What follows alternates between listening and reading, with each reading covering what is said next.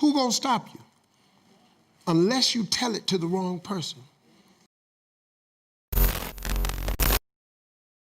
I used to spend the night in hotel parking lots.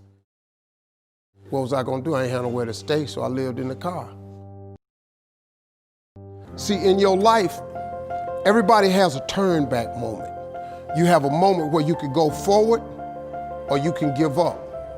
But the thing you have to keep in mind before you give up is that if you give up, the guarantee is it will never happen.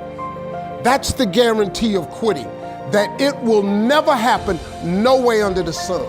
The only way the possibility remains that it can happen is if you never give up no matter what.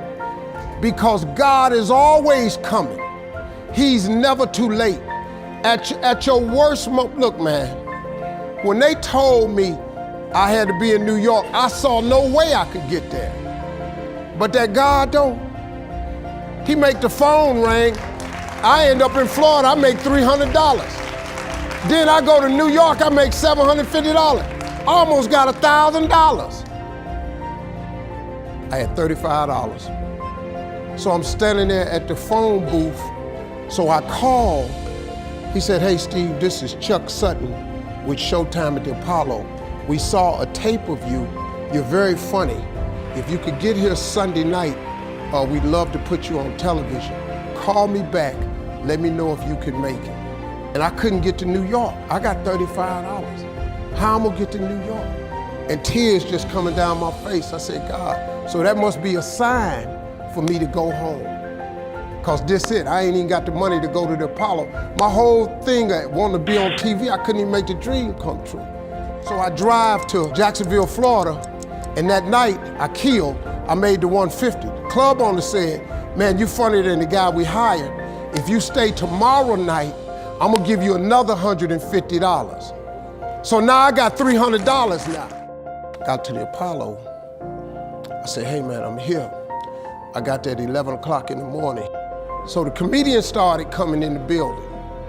They started coming up on the 6th floor. They gave everybody the lineup. I was on the last show of the night. I don't go on to 11 at night. I done had this 4 pieces of chicken. I'm starving, man. That chicken done wore off. I'm nervous, man. I'm about to throw up. D.L. Hughley went downstairs.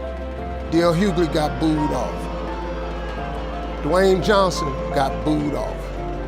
Jamie Foxx went down there and got booed. You don't even know how nervous I am, man. I can't even. My breathing is shot because these dudes been booed. So I walk out. I had wrote this joke. Mike Tyson had got in a fight in Harlem with this heavyweight named Mitch Green. The Apollo, man, they went crazy. They lost their mind. I got a standing ovation, man. I walked off stage, man, just started crying. I couldn't believe it. They paid me. I made $750 for being on TV for one night.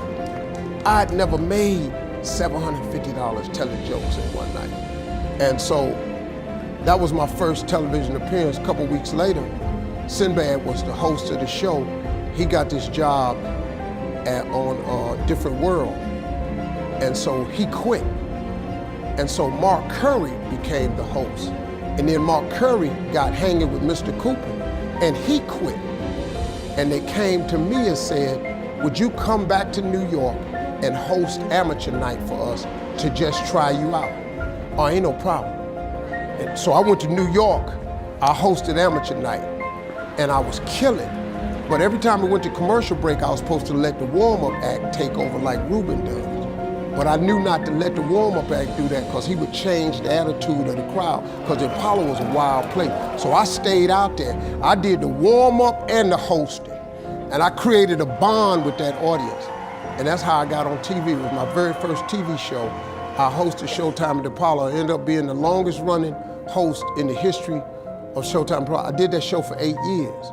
Nobody ever did it for 8 years.